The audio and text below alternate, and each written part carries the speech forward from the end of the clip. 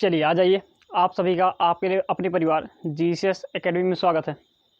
जैसा कि आप सबको पता है, करंट अफेयर की जो क्लास चलाई जा रही है, एक श्रृंखला चलाई जा रही है। इसके माध्यम से आपकी ज्योग्राफी, हिस्ट्री, पॉलिटी, जितने भी आपके टॉपिक्स हैं उन सभी के क्वेश्चंस को यहाँ पर डिस्कस किया जा रहा है। और साथ ही साथ करंट के क्वेश्चन तो आपके यहाँ पर बताए ही जा रहे हैं। और बताया गया था आपको इसके थ्रू जो भी आपके एग्जाम्स होने वाले हैं, चाहे आपके पेट के एग्जाम्स हों या फिर इसके अंतर्गत जो भी एग्जाम्स आने वाले हैं, वहाँ पर इसके क्वेश्चंस आपको करवाए जा रहे हैं। जैसा बताया गया है, फिर से एक बार रिपीट कर दें, जो कि आपका पेट का एग्जाम अभी हाल ही में होने वाला है, उसकी जो क्वेश्चंस आने वाले हैं, यहाँ से आपको काफ़ी क्वेश्चन देखने को मिलेंगे। यह क्लास आपके लिए बहुत ही महत्वपूर्ण है, इसलिए आप स्वयं और साथ साथ जो भी आपके साथ पढ़ने वाले हों उनके पास आप वीडियो को शेयर कर दीजिए। क्लियर है? तो चलिए, कुछ देर के लिए आपको टाइम दे रहे हैं, थोड़ा जल्दी से आप शेयर करें, उसके बाद क्लास को शुरू करते हैं। चलिए, हमारा माना आप सभी ने शेयर कर दिया होगा और साथ साथ वीडियो को लाइक कर दें। अगर आप चैनल पर नए हो, सब्सक्राइब कर दीजिएगा, जिससे देखिए सब्सक्राइब करने से आपको फ़ायदा ये होने वाला है कि जो भी क्लास आपकी यहाँ पर अपलोड की जाएगी या जब भी हम आपके सामने लाइव आएंगे तो आपको एक मैसेज जाएगा, उस मैसेज के माध्यम से आप हमारे साथ लाइव जुड़ सकते हैं। तो आप जल्दी से सब्सक्राइब कर दें यदि आप नए हो तो, और लाइक कर दीजिएगा, शेयर कर दीजिएगा। क्लास को शुरू करते हैं। देखिए, अगर थोड़ा सा पिछली क्लास पर जाएँ तो पिछली क्लास में आपको बताया गया था, याद कीजिए, हमारे पास थोड़ा सा समस्या, वीडियो को लेकर कोई समस्या आ गई थी, इसलिए बीच में वीडियो को रोकना पड़ गया था। तो उस क्वेश्चन को एक बार रिपीट कर दे रहे हैं। रिपीट करने के बाद हम इस जो भी आपके वाले क्वेश्चन हैं उनको यहाँ पर डिस्कस किया जाएगा। क्लियर है? तो चलिए, ध्यान रखिएगा, आपके सामने जो क्वेश्चन रखा गया था, वैसे आपके डायरेक्टली बताएं, जैसे आपको बोल दे रहे हैं, आप सुन लीजिए ध्यान से। कहा गया था आपसे, अमेरिका की पहली अश्वेत महिला, ध्यान रखिएगा, क्वेश्चन फिर से रिपीट कर रहे हैं, अमेरिका की पहली अश्वेत महिला मुख्य यानी जो आपकी न्यायाधीश थी बनी है, उनका नाम क्या था? तो उनका नाम ध्यान रखिए, केतांजी ब्राउन जैक्सन। क्या नाम पड़ेगा होगा? केतांजी ब्राउन जैक्सन थी। तो इस नाम को आप बढ़िया से नोट कर लें, क्योंकि यह नाम आपके यहाँ एग्जाम में देखने को मिल सकता है। क्लियर है? क्योंकि पहली महिला अश्वेत, इसलिए आपसे यहाँ क्वेश्चन बनेगा। देखिए, क्योंकि सर्वोच्च न्यायालय की बात कर रहे थे, जब अमेरिका का सर्वोच्च न्यायालय की बात कर चुके हैं तो भारत के सर्वोच्च न्यायालय की बात ना करें तो ये उचित नहीं होगा। इसलिए आपसे क्वेश्चन में कहा गया था कि बताइए भारत का सर्वोच्च न्यायालय किस अनुच्छेद में है? तो आपने आंसर क्या दिया था? 124। इसको ध्यान रखेंगे, 124। अगर आपसे क्वेश्चन पूछा जाए कि भारत के अंदर सुप्रीम कोर्ट यानी कि सर्वोच्च न्यायालय किस अनुच्छेद के अंतर्गत दिया गया है? तो ध्यान रखिएगा, अनुच्छेद नंबर 124। आगे चर्चा कर लें 129 को लेकर के। तो ध्यान रखिएगा, 129 में क्या लिखा गया है? 129 में लिखा गया है कि भारत का जो सुप्रीम कोर्ट है एक ऐसा न्यायालय होगा, एक अभिलेख न्यायालय होगा। अभिलेख कहाँ से आपको बताया गया था? क्लियर है? कैसा न्यायालय होगा? अभिलेख न्यायालय होगा। और अभिलेख कहाँ से आपको बताया गया था? ऐसा न्यायालय जिसके जितने भी फैसले आएंगे उन सबको ध्यान रखिएगा, एक जगह पर रिकॉर्ड कर रखा जाएगा। रिकॉर्ड करने का से लिखित रखा जाएगा। भविष्य में मान लो इस प्रकार के और दूसरे फैसले आते हैं तो इस फैसले, जो आपका निर्णय आया हुआ था या फैसला आया हुआ था, इस फैसले की सहायता ली जाएगी उस फैसले को यानी उस केस को निपटारा करने के लिए। क्लियर है? तो अभिलेख का आशा ही होता है किसी चीज़ को लिख करके रख लेना। ठीक है ना? चलिए, आगे आपसे कहा गया सुप्रीम कोर्ट की बात कर लेंगे। तो वर्तमान अगर जज कितने, अगर आपसे पूछा जाए तो जज ध्यान रखिए कितने होंगे? 33 और +1। क्लियर है? इसे आप ध्यान रखिएगा, 33 + 1 हमने इसलिए आपके लिए लिखा है क्योंकि 1 आपके जो होते हैं क्या होते हैं? आपके मुख्य होते हैं, जैसे हम क्या कहते हैं, CJI कहा जाता है। CJI यानी कि चीफ जस्टिस ऑफ इंडिया। और 33 क्या होते हैं? सहायक कह सकते हैं। बात कर लें आगे इसके अलावा, तो अगर पूछा जाए वर्तमान में CJI कौन है वर्तमान में, तो ध्यान रखिएगा, वर्तमान कंडीशन में आपको मिल जाएंगे UU ललित। कौन मिल जाएंगे? UU ललित, यानी कह सकते हैं इनका पूरा नाम है उदय उमेश ललित। क्या नाम पड़ेगा? उदय उमेश ललित नाम है किसका? वर्तमान में जो आपके सुप्रीम कोर्ट के जज हैं। अगर आपसे आगे क्वेश्चन पूछा जाए इसकी स्थापना कब हुई सुप्रीम कोर्ट की, तो ध्यान से इसको एक बार फिर से रिपीट कर लें आप। अगर पूछा स्थापना कब हुई, ध्यान रखिएगा 1935, एक सन याद रखिएगा, और दूसरा याद रखेंगे 1950 को लेकर के। क्लियर है? अगर आपसे क्वेश्चन पूछा जाता है कि स्थापना कब हुई थी, तो ध्यान रखिएगा 1935 में जब स्थापना हुई थी सुप्रीम कोर्ट की, तो उसका नाम सुप्रीम कोर्ट नहीं था। ध्यान रखिए, नाम क्या था इसका? संघीय न्यायालय। संघीय न्यायालय।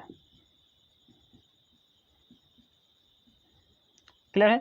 लेकिन ध्यान रखिएगा जब 1950 में इसी का नाम चेंज करके क्या रख दिया गया? सर्वोच्च न्यायालय, या सुप्रीम कोर्ट कर दिया गया, सर्वोच्च न्यायालय। तो अगर आपसे क्वेश्चन पूछते हैं कि सर्वोच्च न्यायालय की स्थापना कब हुई, तो आंसर क्या आएगा आपका? 1950। क्लियर है? चलिए, इतने क्वेश्चंस हमने आपको रिपीट करवा दिया क्योंकि ये क्वेश्चन आपके कल करवाए जा रहे थे। तो ऐसी अवस्था में आपका बीच में क्लास आपकी रोकनी पड़ गई थी, इसलिए हमने कहा एक बार आपको ये क्वेश्चन रिपीट करवा दें, क्योंकि क्वेश्चन महत्वपूर्ण है तो आप क्वेश्चन को छोड़ नहीं सकते हैं, इसलिए इसको आप दोबारा से देख लीजिएगा। चलिए, और नोट्स बनाते रहें। जैसा कि आपको बता दें, अगर आप नोट्स बना के रखते हैं तो इसका फ़ायदा आपको देखने को मिलेगा हर एग्जाम में। हर क्वेश्चन आप आसानी से बड़े प्रेम से करके आओगे, अन्यथा होता क्या है, कुछ क्वेश्चन आपके छूट जाएंगे। क्लियर है? तो चलिए आज की क्लास को शुरू करने से पहले आपको कुछ तथ्य बता दें कि जब तक आप स्वयं में दृढ़ संकल्प नहीं करते हैं किसी भी वैकेंसी, किसी भी भर्ती को या किसी भी एग्ज़ाम की तैयारी का, तब तक अगर यानी जो भी आपको पढ़ा रहे हैं, वो हम हो चाहे अन्य कोई हो, वो आपको तब तक नहीं पढ़ा सकता जब तक कि आपके अंदर एक संकल्प ना हो जाए कि हमें इस भर्ती में या इस एग्ज़ाम में सफल होना है। लक्ष्य आपका है तो संघर्ष भी आपको करना पड़ेगा। ये आप मत भूलें कि एक टीचर का या फिर किसी भी अध्यापक का दायित्व है कि वो आपको पढ़ा कर देगा। देखिए, बताना हम लोग का कर्तव्य होता है, लेकिन पढ़ना कैसे है, कितनी मेहनत करनी है, ये आपका कार्य है, या फिर ये आपका कर्तव्य बनता है आप उस पर जो है बेहतर अमल करें और उस चीज़ को बेहतर तरीके से देखें। क्लियर है? तो इसको आप ध्यान रखिएगा। ये मत सोचें कि आपको कोई टीचर सफलता तक ले जा यानी सफलता दिलवा देगा। देखिए, अगर अध्यापक का कार्य होता क्या है कि वह सफलता के मार्ग को बताता है, उस मार्ग पर चलना आपको पड़ता है। क्लियर है? तो अगर आप नींद में हो तो जल्दी से उठ जाएं और आप क्वेश्चन को देखना शुरू करें। चलिए,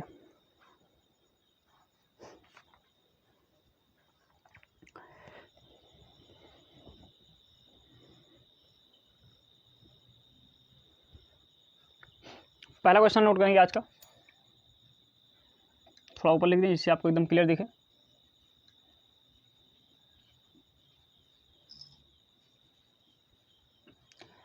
एक बार क्लियर कर लें कि आपको क्या यहाँ तक दिख रहा है, ऐसा तो नहीं हम लिख दे रहे हैं। चलिए, आपको दिख रहा है। देखिए, क्वेश्चन क्या कहा गया है। क्वेश्चन है centre for science and environment, centre for science and environment. ध्यान रखिएगा, एक संस्था, ये संस्था का नाम क्या है, सेंटर फॉर, संस्था क्या दी गई आपको, centre for science and environment. Clear है? इसी को शॉर्ट फॉर्म में क्या कहते हैं, CSC। क्या कहा जाता है, CSC कहा जाता है। तो इसे अगर आप लिखने की इच्छुक हो तो आप लिख सकते हैं, इसी के शॉर्ट फॉर्म में कहते हैं CSC, centre for science and environment. Clear है? ध्यान रखिएगा, के द्वारा जारी, इन्होंने भी हाल ही में एक रिपोर्ट जारी की है, के द्वारा जारी। रिपोर्ट का नाम लिख दे रहे हैं, रिपोर्ट का नाम भी इसी के नाम पर रखा गया है, सेंटर फॉर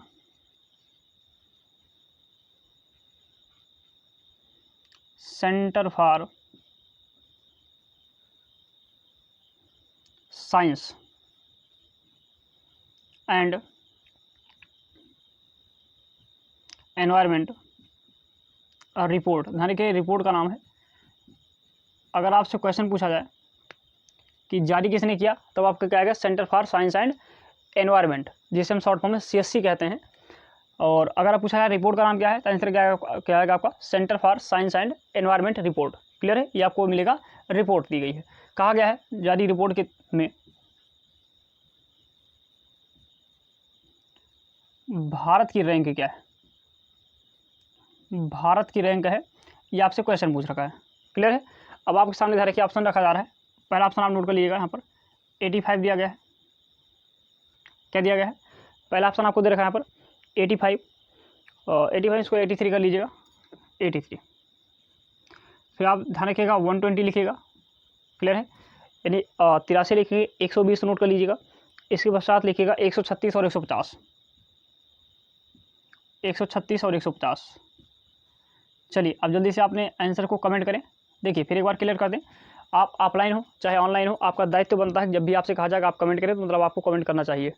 जिससे होता है कि जब आप कमेंट करेंगे तो ऐसी अवस्था में एक तथ्य और, अगर आप कॉपी को नोट यानी मान के लो क्वेश्चन को अगर आप नोट कर रहे हो तो आप नोट कीजिए, फिर कोई आपत्ति नहीं। लेकिन अगर आप बैठे हुए हैं, केवल आप इसको सुन रहे हैं, देख रहे हैं, तो ऐसी अवस्था में 4 ऑप्शन इसलिए आपको दिए जाते हैं, जिससे आप इसको क्या करें, कमेंट करें। क्लियर है? तो कमेंट कीजिएगा। चलिए, ध्यान रखिएगा, ये तो बात रही किसकी, centre for science and environment report की। लेकिन चर्चा कर लें, इसके अलावा भी ऐसे काफ़ी रिपोर्ट रही हैं जो कि ध्यान रखिएगा अभी हाल ही में प्रकाशित की गई हैं 2022 में। तो आपके यहाँ पूछे जाने की प्रबल संभावना है, तो आप नोट करना शुरू करेंगे जो कि महत्वपूर्ण आपकी रिपोर्ट्स हैं। आप स्टार लगा लेना, ये सभी ध्यान रखिएगा, रिपोर्ट्स आपके यहाँ एग्जाम में देखने को मिल सकती हैं। अगर आपसे क्वेश्चन पूछें 136 136 की बात कर लेंगे तो नोट करेंगे विश्व प्रसन्नता सूचकांक। क्या आएगा आपका, विश्व प्रसन्नता सूचकांक की बात कर लेंगे तो जो भारत की रैंक है कौन सी रही, 136, यानी कि 136वीं रही थी विश्व प्रसन्नता सूचकांक के तहत। क्लियर है। अगर आपसे चर्चा कर लें 83, जो कि आपको ऑप्शन में दिया गया था 83, इसको नोट कर लेंगे। हेनले पासपोर्ट इंडेक्स या कहते हैं सूचकांक, हिंदी में कहेंगे सूचकांक, अंग्रेजी में कहेंगे इंडेक्स। अब देखिए, अब आपके समझ नहीं आ रहा होगा कि चलो ठीक है, ये तो आ गया समझ में प्रसन्नता क्या होती है, जिस देश के लोग जितने प्रसन्न है उस बेस पर इसकी रिपोर्ट निकाली गई थी। तो इसमें आपका जो भारत देश है 136वें नंबर पर विराजमान है। क्लियर है। कहने का आशय क्या, इससे अधिक खुशहाल देश 135 हैं। बात करें 83वीं रैंक किस में है, तो हेनले पासपोर्ट सूचकांक। हेनले का आपको बता दें, इसका आशय है कि ऐसा देश, यानी ऐसे देश का पासपोर्ट जहाँ पर अगर जिस भी देश को जहाँ रखा गया है वह उसकी शक्ति से के हिसाब से रखा जाता है कि अगर किसी भी देश का पासपोर्ट आपके पास है तो आप बिना वीज़ा के कितने देश में आप गमन कर सकते हैं। क्लियर है, ध्यान रखिएगा। यानी एक पासपोर्ट आपको कितने देशों में यानी बिना वीज़ा के आपको पहुंचा सकता है। यानी पासपोर्ट की जो शक्ति होती है, पावर होती है, क्षमता होती है, उस बेस पर ये आपका हेनले पासपोर्ट सूचकांक लॉन्च किया जाता है। और इस पर भारत की रैंक क्या रही है, 83, यानी 83 रही है। या इसे आप देख सकते हैं, आपके सामने इसे रखा गया है। अगर आपसे क्वेश्चन बात कर लें, चलिए हाँ, एक क्वेश्चन और, जैसे कि आपको बताएं आपके यहाँ क्वेश्चन बनेगा हेनले पासपोर्ट सूचकांक को लेकर के यहाँ पर पहले पर कौन रहा। तो नोट कर लेंगे, 2 देश हैं, एक जापान, दूसरा सिंगापुर। जापान और सिंगापुर। क्लियर है, ये 2 देश ऐसे हैं जो कि कहाँ रहे हैं, हेनले पासपोर्ट पर यानी सूचकांक में, इंडेक्स में पहले स्थान पर है। जबकि 83 पर कौन रहा है, भारत। क्लियर है, ये सब आप नोट करते हैं, इसलिए इस बार हम यहाँ पर स्टार लगा दे रहे हैं जिससे आप कंफ्यूज ना हो, आप चीज़ों को बेहतर तरीके से देख सकें। चलिए अगर बात कर लें, अगले देखो 120 हो गया, 136 हो गया, अभी 150 बच रहा है, इसको नोट कर लीजिएगा। 83 हो गया, 136 हो गया है, 150 नोट कीजिएगा। इसके बारे में नोट कर लीजिएगा, 150 के बारे में। ये विश्व प्रेस स्वतंत्रता है, विश्व प्रेस स्वतंत्रता सूचकांक, इसे नोट कर लेंगे सूचकांक। क्लियर है। इसकी अगर हम चर्चा कर लें तो देखो, कहने का आशय किस देश में कोई भी मीडिया, यानी जो मीडिया होती है, जो प्रेस वाले होते हैं, ये कितने स्वतंत्र रूप से अपनी रिपोर्टिंग कर सकते हैं, इस बेस पर निकाला गया कौन सा, विश्व प्रेस स्वतंत्रता सूचकांक को निकाला गया। क्लियर है। इसमें भारत, ध्यान रखिएगा, भारत की जो रैंकिंग रही तो कौन सी रही, 150, यानी बहुत खराब स्थिति दिखाई गई है। भारत में जो प्रेस है, यानी जो मीडिया है, उसकी स्वतंत्रता को लेकर के बहुत खराब स्थिति है, 150वीं रैंक है। क्लियर है। जबकि अगर चर्चा कर लें, यहाँ पर टॉप पर कौन रहा, पहले स्थान पर लिखिएगा पर नॉर्वे। देखिए ये सब वही इंडेक्स आपको लिखा जा रहा है जो कि 2022 के हैं, और साथ साथ जो कि पूछे जाने की प्रबल संभावनाएं हैं। तो आप इसे ऐसे हल्के में ना ले, बिल्कुल आप इसको बेहतर तरीके से नोट कर लीजिएगा। क्लियर है। चलिए एक और नोट कर लेंगे, विश्व लैंगिक अंतराल जो होता है, ठीक है ना, नोट कीजिएगा, 136 रैंक रही है विश्व लैंगिक अंतर इंडेक्स, या फिर कह सकते हैं सूचकांक।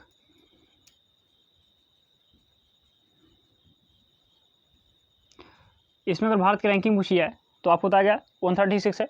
लेकिन अगर आपसे पूछे कि पहले स्थान कौन है, तो आप नोट कर लेंगे, पहले स्थान कौन पड़ेगा आपका, क्या पड़ेगा, आइसलैंड। क्लियर है। हाँ, थोड़ा सुधार लेना, ये 136 तो हो चुका है आपका, ये 135 है।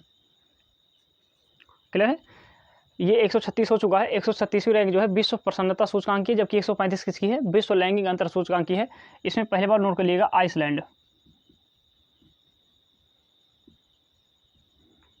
कौन आ जाएगा, आइसलैंड। आप देख सकते हैं आइसलैंड क्या होगा पहले पर, जबकि ध्यान रखिएगा विश्व लैंगिक अंतर के सूचकांक में जो भारत की रैंकिंग कौन सी है, 135 है। 136 विश्व प्रसन्नता सूचकांक है, आप देख सकते हैं। देखिए ये तो आपकी रैंकिंग लिखवा दी गई जो कि आपकी मेन थी। आगे चर्चा कर लें, जो कि आपसे क्वेश्चन पूछा गया था, हमारा बना क्वेश्चन, आपका आंसर इसका क्लियर हो गया होगा। सेंटर फॉर, जल्दी से आप कमेंट करो, अगर आपको क्लियर है आंसर इसका तो आप आंसर को कमेंट करें, ABCD जो भी आपके ऑप्शन हो, या फिर जो भी आपकी रैंकिंग हो, 83, 120, 137, 150 को लेकर के जल्दी से आप कमेंट करें। तब तक क्वेश्चन पढ़ देना दोबारा से। Centre for science and environment, जिसको CSC कहा जाता है, के द्वारा जारी centre for science and environment में रिपोर्ट में कहा गया भारत की रैंक क्या रही, आपसे पूछा गया है। तो अभी आपसे बताया गया जो 83वीं रैंक है, ये कहा गया हेनले पासपोर्ट, क्या बताया गया, हेनले पासपोर्ट सूचकांक जो है उसमें 83 रैंक किसकी है, भारत की है। जबकि टॉप पर कौन रहा, तो टॉप पर कौन रहा आपको बताया गया था कौन था, 2 देश थे, जापान और सिंगापुर। ध्यान रखिए। दूसरा कहा गया जो आपका 136 दिया गया है, इसको ऐसे कर देते हैं, जो आपका 136 दिया गया है, 136। क्लियर है। आपसे कहा गया 136वीं रैंक कहाँ रही, तो आपको देखिए देख सकते हैं विश्व प्रसन्नता सूचकांक में आपकी भारत की कौन सी रैंकिंग रही, 136वीं रही। क्लियर है। बात कर लें 150वीं रैंक किसमें रही, तो आपको बताया गया विश्व प्रेस स्वतंत्रता सूचकांक में भारत की रैंक कौन सी रही है, 150 रही है। तो बचा कि आपका 120, आपका आंसर क्या हो जाएगा 120। क्लियर है। अगर आपसे पूछा जाए कि जो भारत के अंदर centre for science and environment report जारी की गई है उसमें भारत की रैंक क्या रही है, तो आंसर क्या आएगा 120 आएगा। क्लियर है। इसे आप नोट कर लीजिएगा। कहीं भी अगर आपको समस्या हो तो आप निश्चिंत ही कमेंट करें, जिससे आपके कमेंट को बेहतर तरीके से देखा जाए।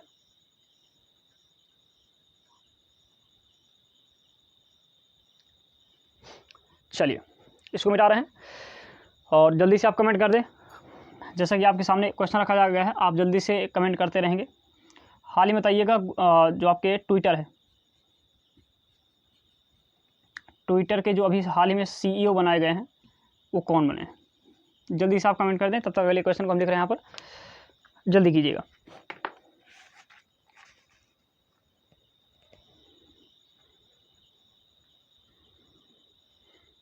चलिए जल्दी करेंगे, तब तक इसे मिटा रहे हैं, जिससे कि आगे अगले क्वेश्चन को लिखें। और आपके सामने एक क्वेश्चन रखा गया, जल्दी से उसका आप आंसर दीजिए। चलिए अगला क्वेश्चन कहा गया देश की पहली बहुत बढ़िया। चलिए क्या कहा गया, देश की पहली मोबाइल एम्बुलेंस कहाँ पर अभी हाल ही में शुरू की गई, आपसे क्वेश्चन पूछा गया है। चलिए दूसरा क्वेश्चन है, लिख सकते हैं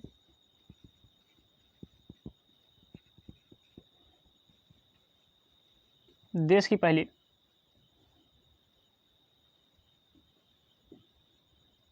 मोबाइल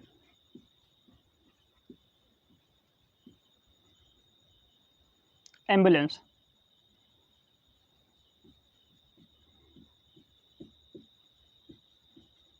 कहाँ पर शुरू की गई है, क्लियर है। ऑप्शन लिखेंगे आप पहला चेन्नई, आपको हो सकता है इसको जिससे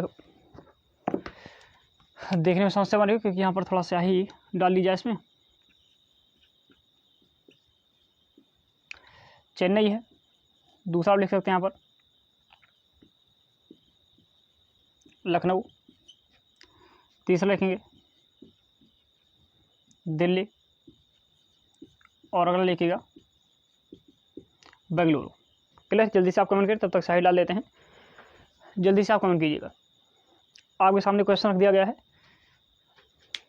और 4 ऑप्शन दे दिए गए हैं। आप जल्दी से कमेंट करें, कमेंट करके बताइएगा इसका आंसर क्या आएगा।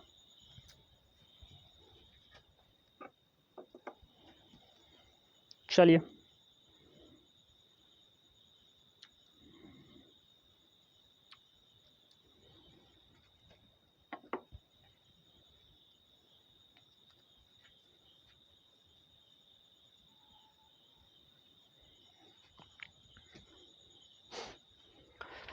चलिए जैसा कि आपके सामने क्वेश्चन रखा गया था, आप देख सकते हैं यहाँ पर ये वाले क्वेश्चन का आंसर क्या आएगा। ट्विटर के CEO कौन है इस समय, तो ध्यान रखिएगा इसका आंसर हो जाएगा पराग अग्रवाल, क्योंकि भारतीय हैं ये पराग अग्रवाल। तो आपसे क्वेश्चन बन सकता है ट्विटर के CEO कौन बने इस समय, पराग अग्रवाल। ठीक है, इसे आप नोट कर लीजिएगा। फिर अगर आपको पता होगा तो इससे आप रिपीट कर सकते हैं, या फिर इसी बहाने आपका ये रिपीट हो गया होगा। चलिए बढ़ते हैं अगले क्वेश्चन की ओर, जो कि आपके सामने रखा गया है। क्वेश्चन क्या रखा गया है, देश की पहली मोबाइल एम्बुलेंस कहाँ पर शुरू की गई है। पहले आपको समझा दें ये मोबाइल एम्बुलेंस है क्या। हो सकता है कुछ लोग ऐसे हों जिनको समझ नहीं आ रहा हो मोबाइल एम्बुलेंस होती क्या है, तो इसे आप समझिएगा। इसका से क्या है कि ऐसी एम्बुलेंस, रखिएगा ऐसी एम्बुलेंस जो पशु जो आपके होते हैं, जो छुट्टा पशु होते हैं, जो ऐसे घूम रहे हैं सड़कों पर, जो चोटिल हो जाते हैं, उनका इलाज करने के लिए एक एम्बुलेंस की सेवा शुरू की गई है। कहाँ पर, तो ये आपसे पूछा गया कहाँ पर, तो इसको आपको हम बाद में आंसर बताएंगे। अभी आप ऐसे सुन लीजिए, इसके बारे में थोड़ा सा जानकारी ले लीजिएगा। कहा गया ऐसे पशु या फिर जो भी छुट्टा पशु हैं जो कि घूम रहे हैं सड़कों पर, चोटिल हो जाते हैं, एक्सीडेंट की वजह से थोड़ा सा चोट खा जाते हैं, या काफ़ी गंभीर रूप से अगर कहीं पर जख्मी हो जाते हैं, तो उनका इलाज करने के लिए एक एम्बुलेंस सेवा की शुरुआत की गई है, जिसे क्या नाम दिया गया है, मोबाइल एम्बुलेंस का नाम दिया गया है।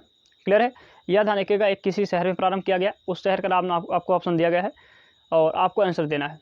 तो आपको पता होगा कि मोबाइल एम्बुलेंस क्या है, जो जानवर होते हैं, जानवरों का इलाज करने के लिए जिस प्रकार से मनुष्य आप फ़ोन करते हैं तो एम्बुलेंस चली आती है, उसी प्रकार से जो भी जख्मी जानवर होंगे, अगर उनको अगर कोई भी फ़ोन मिलाता है या फ़ोन करता है तो ऐसी कंडीशन में उनका इलाज करने के लिए एक एम्बुलेंस आएगी। उसी एम्बुलेंस के क्या कहा जाता है, उसे कहते हैं मोबाइल एम्बुलेंस।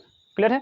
चलिए, तो ध्यान रखिए कहाँ शुरू किया गया है, तो आप ध्यान रखिए इसको, आपका कहाँ शुरू किया, चेन्नई के अंदर। यानी चेन्नई के अंदर देश की पहली है जो कि किसी जानवरों के इलाज के लिए एम्बुलेंस बनाई गई है, जिसका नाम क्या रखा है, मोबाइल एम्बुलेंस है। आप फ़ोन कीजिए और फ़ोन के माध्यम से क्या होगा, एम्बुलेंस आएगी और उस जानवर को लेकर जाएगी, उसका इलाज करेगी।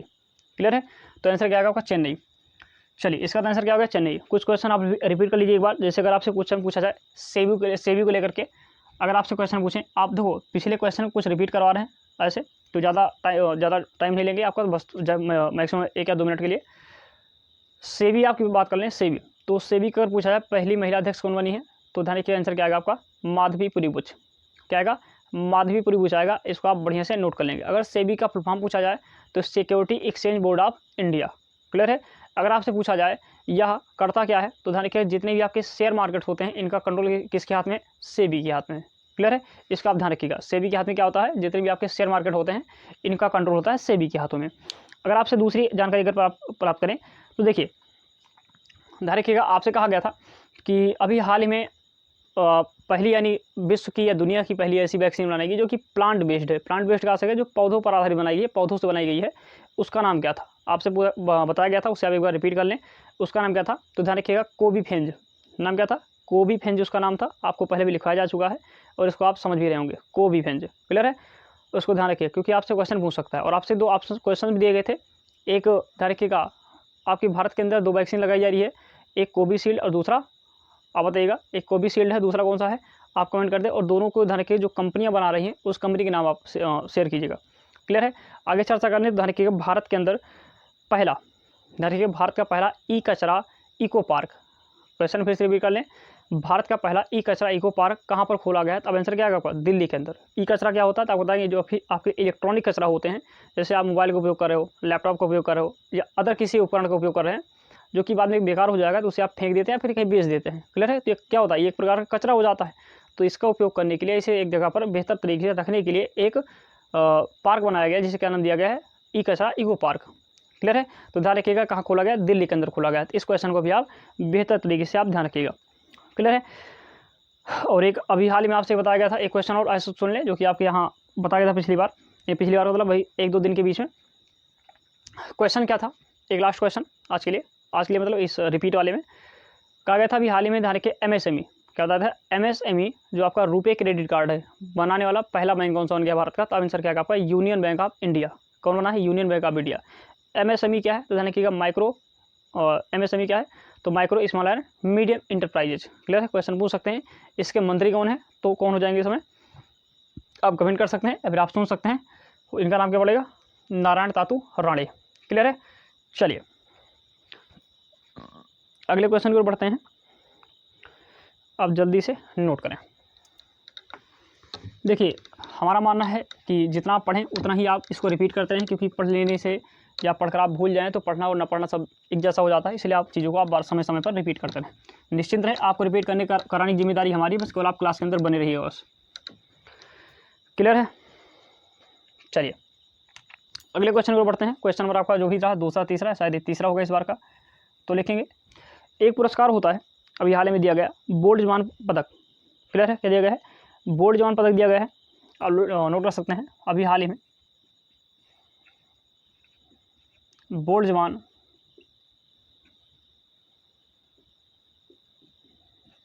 पदक से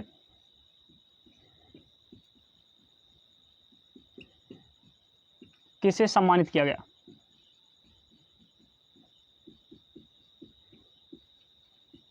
क्लियर है, ये आपके सामने क्वेश्चन है और ऑप्शंस आपको दिए गए, लिख लीजिएगा।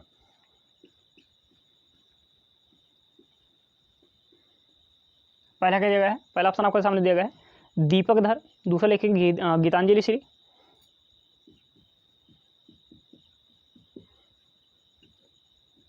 गीतांजलि श्री, तीसरा लिखिएगा नीलमणि फूकन,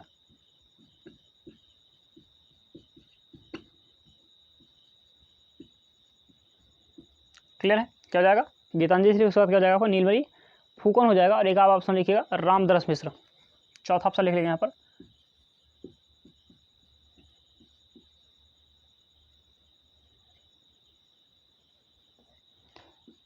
रामदरस मिश्र। क्लियर है? ये आपके सामने 4 ऑप्शन है, हमारा मन आपको दिख रहा होगा ये। अगर कहीं आपको समस्या है तो आप कमेंट करना ना भूलें, आप कमेंट समय समय पर करते रहें, जिससे हम इस बात को समझ सकें कि आपको दिख रहा है या नहीं दिख रहा है। क्लियर है? चलिए जल्दी से आप आंसर करें।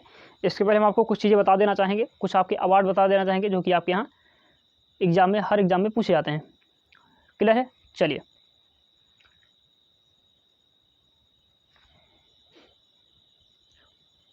शुरू करते हैं। ध्यान रखिए, अगर आपसे क्वेश्चन कहा जाए, क्या कहा जाए, गीतांजलि श्री को, ध्यान रखिएगा, कौन सा पुरस्कार दिया गया, नोट कर लेंगे। गीतांजलि श्री, जो गीतांजलि श्री है,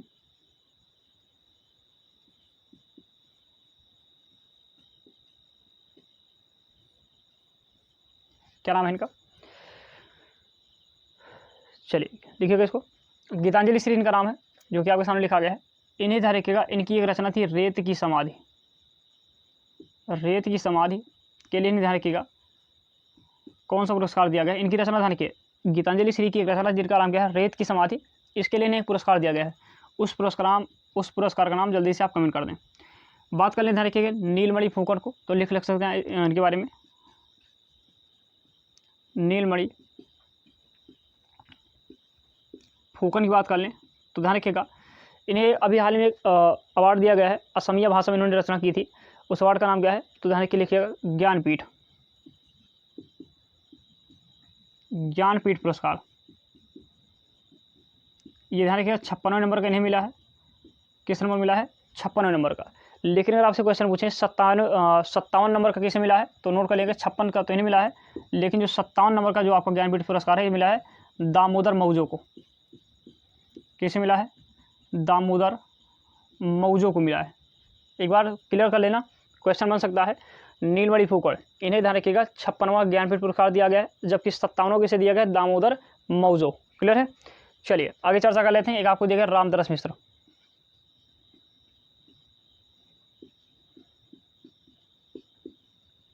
आप हर क्वेश्चन नोट करते रहें, क्योंकि ध्यान रखिएगा, आप जिस भी अपने लक्ष्य की ओर बढ़ रहे हैं, आप उस लक्ष्य को तब तक नहीं प्राप्त कर सकते जब तक कि आप हर समय सचेत ना हो चीज़ों को। अगर आप एकदम बेहतर तरीके से समझ ना रहे हों, तब तक आप ध्यान रखिए अपने लक्ष्य को प्राप्त नहीं कर सकते। इसे लक्ष्य को प्राप्त करना है तो आपको बेहतर तरीके से समझना होगा, बेहतर तरीके से आपको पढ़ना पड़ेगा।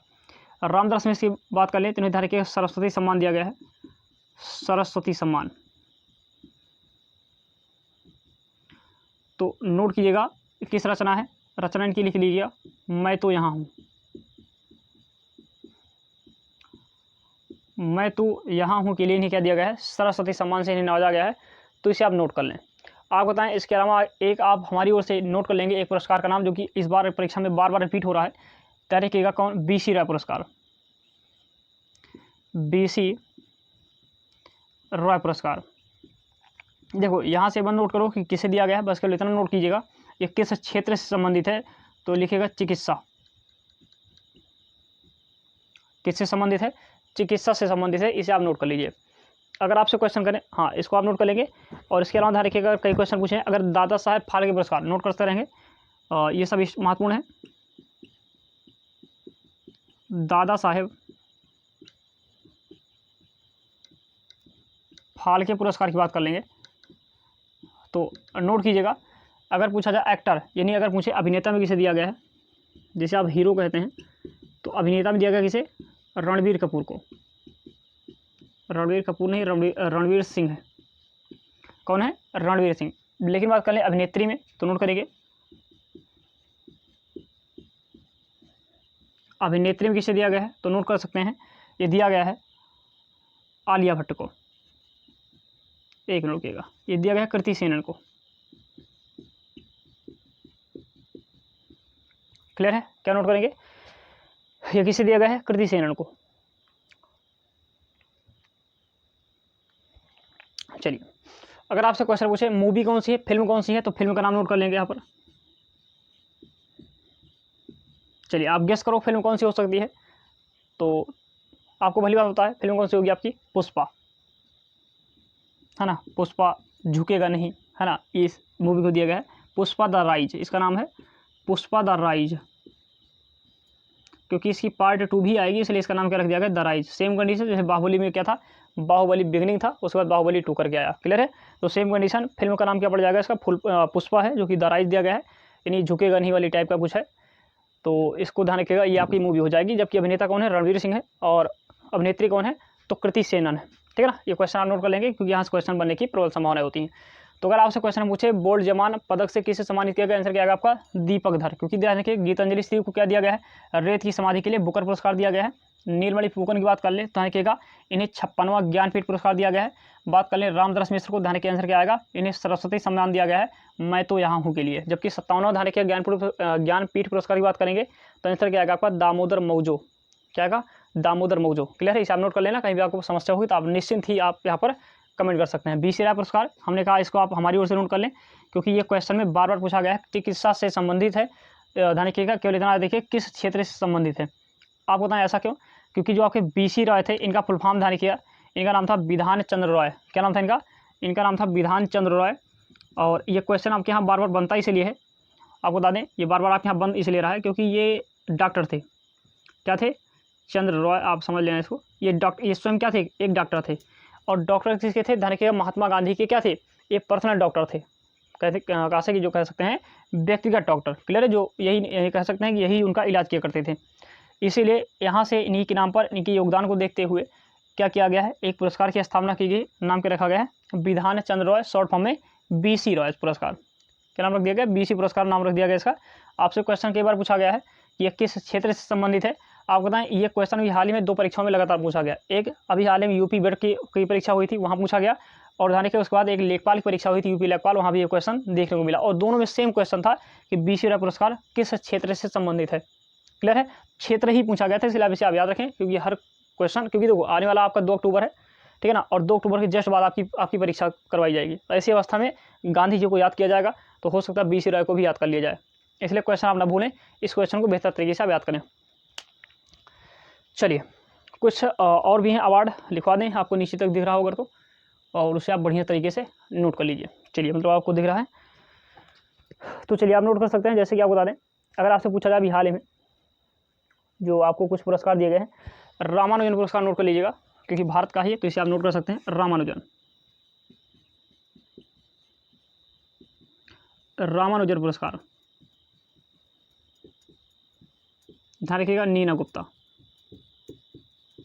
नोट करेंगे, नीना गुप्ता को दिया गया है रामानुजन। क्लियर है। इसे नोट कर लीजिएगा, नीना गुप्ता, कौन सा पुरस्कार, रामानुजन पुरस्कार किसे दिया गया, नीना गुप्ता को दिया गया है। क्लियर है। चलिए, एक लिखिएगा एबल पुरस्कार। पहली चीज ध्यान रखिएगा, अगर पूछा जाए रामानुजन पुरस्कार किस क्षेत्र से संबंधित है, ध्यान रखिएगा गणितीय क्षेत्र से। पूछा जाए एबल पुरस्कार किस क्षेत्र से संबंधित है, तो ये भी किस आएगा, ये भी ध्यान रखिएगा गणित का ही क्षेत्र है। किसे दिया गया है, अगर आपसे क्वेश्चन पूछे किसे दिया गया है, तो आप इनका नाम नोट करेंगे या फिर आप कमेंट कर सकते हैं अगर करने के इच्छुक हो तो। डेनिस सुलेमान को किस दिया गया है, डेनिस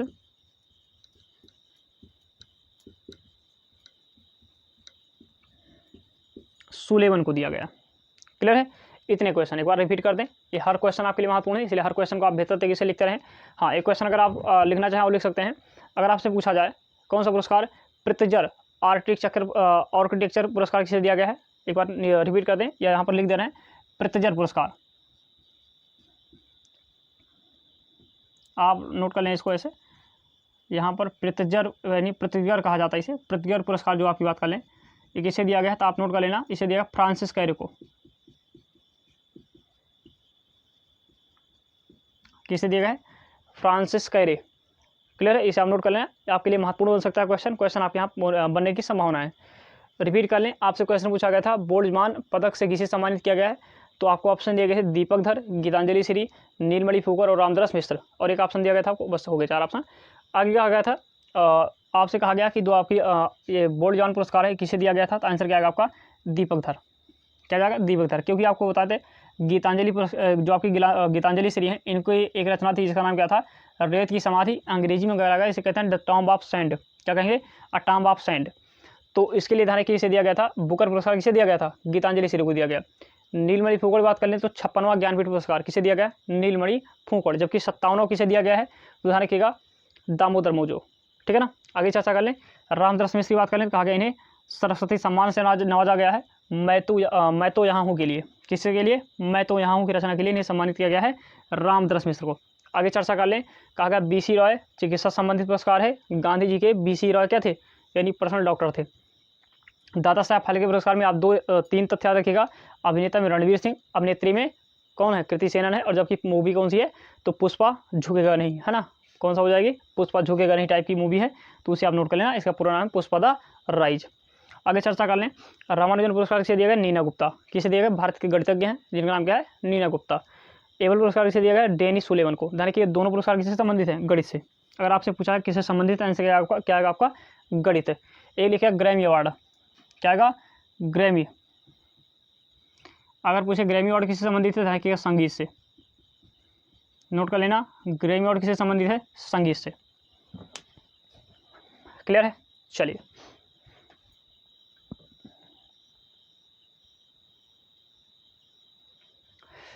इसको मिटाते हैं, चर्चा करते हैं अगले क्वेश्चन की ओर।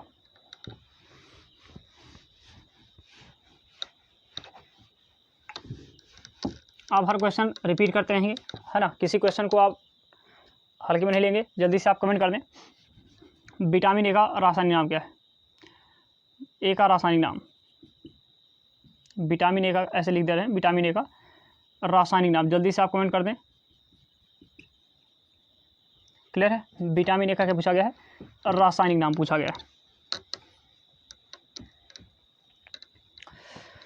चलिए अगले क्वेश्चन को तब तक आप इसका आंसर देते हैं। अगला क्वेश्चन आपके सामने लिख रहे हैं, आप जल्दी से इसका आंसर दें। विटामिन ए का रासायनिक नाम क्या है? उसके बाद आपको अगले क्वेश्चन को लेकर चला जाए।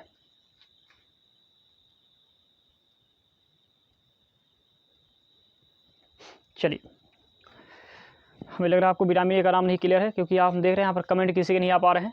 तो जल्दी से इसको आप नोट कर लें एक जगह पर, विटामिन और उसके नाम। चलिए आपको पता है विटामिन जो आपके प्रमुख हैं, विटामिन लिख लीजिएगा। विटामिन B1 लिख लेना, विटामिन C लिखिएगा, या B1 लिख लिया हो तो आप यहाँ पर 2-3 विटामिन के नाम और नोट कर लीजिएगा।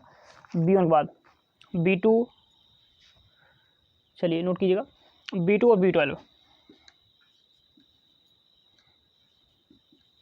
C लिखिएगा, D लिखिएगा, E लिखिएगा और K लिखिएगा।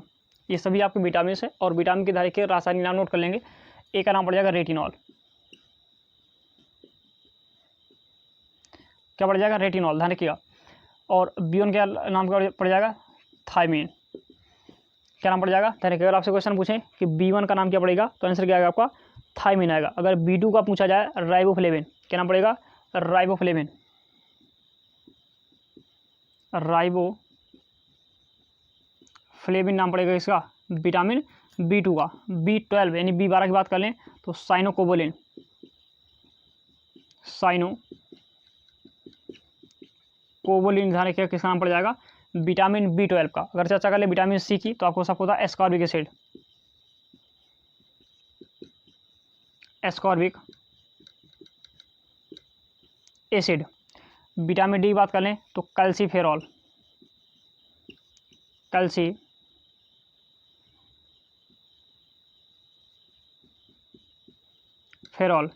विटामिन E की बात कर लें, टोकोफेरॉल।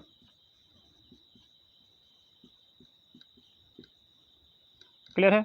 विटामिन K की चर्चा कर लें, लिख लीजिएगा नेप्थोक्विनोन, नेप्थ्यो या नेप्थ्यू जो भी लिखना, नेप्थोक्विनोन।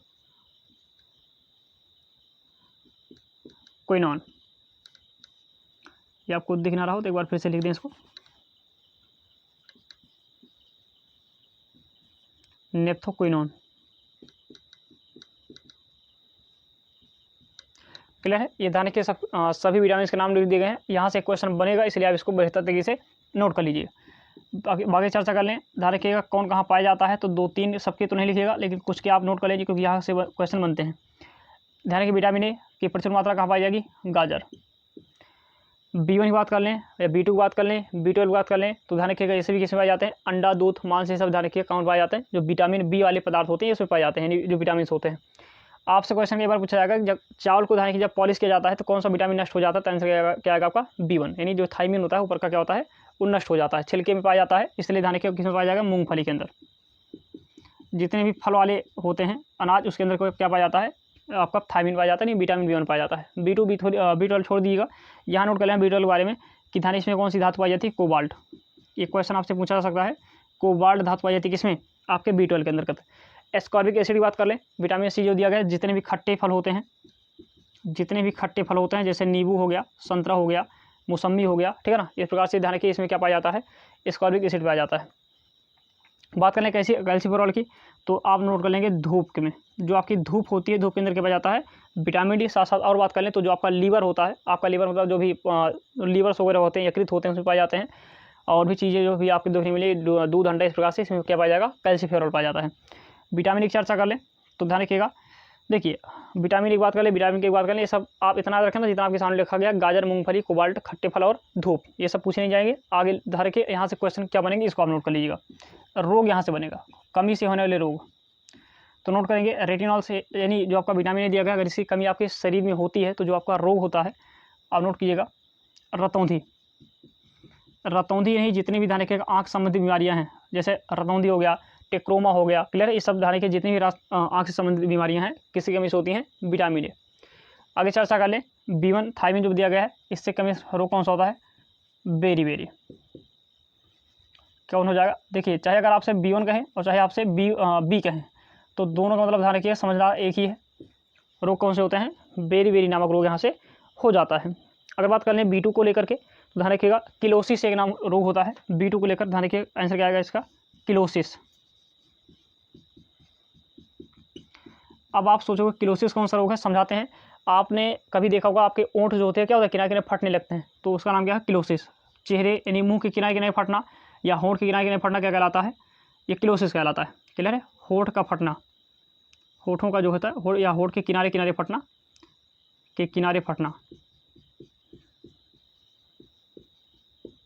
क्लियर है। आगे चर्चा कर लें, B12 से जो आपका B12 दिया गया है, B12 बताया गया, इसमें कोबाल्ट धातु पाई जाती है, इतना याद रखिएगा, यहाँ से रोग वगैरह पूछे नहीं जाते हैं। विटामिन C की चर्चा कर लें, एस्कॉर्बिक एसिड, ध्यान रखिए इससे जो आपका रोग होता है उसका नाम क्या है, तो ध्यान रखिएगा, बहुत बढ़िया, स्कर्वी। क्या हो जाता है, स्कर्वी नाम क्या होता है, इससे रोग होता है। बात कर लें कि इसकी कैल्सीफेरॉल विटामिन D दिया गया है, इससे ध्यान रखिए रिकेट्स नामक रोग होता है, नोट कर सकते हैं इसको, रिकेट्स। आगे चर्चा कर लें, जो आपको दिया गया E, टोकोफेरॉल की चर्चा कर लें, तो जो आपका विटामिन E है, अगर आपसे पूछा इससे कौन सा रोग होता है, तो ध्यान रखिए बांझपन, नोट कर सकते हैं, बांझपन नामक रोग होता है, या ऐसे कहते हैं कि जो जनन क्षमता वो कमज़ोर हो जाती है, बांझपन कह सकते हैं, या कह सकते हैं कि जनन क्षमता कमज़ोर।